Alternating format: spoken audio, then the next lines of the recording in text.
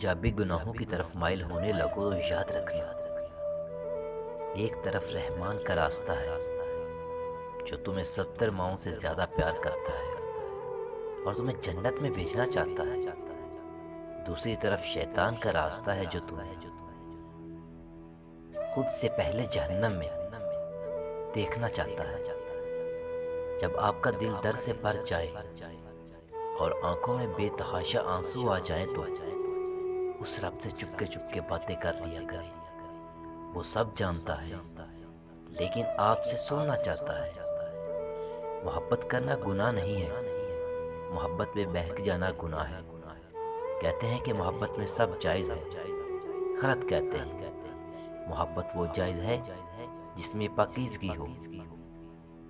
मेरे पास कोई परवरदिगार तो क्या, मदद का वादा करने वाला भी नहीं था। फिर कुरान खोल कर देखा तो अल्लाह ताला वादा कर रहा था, हर तंगी के बाद आसानी है।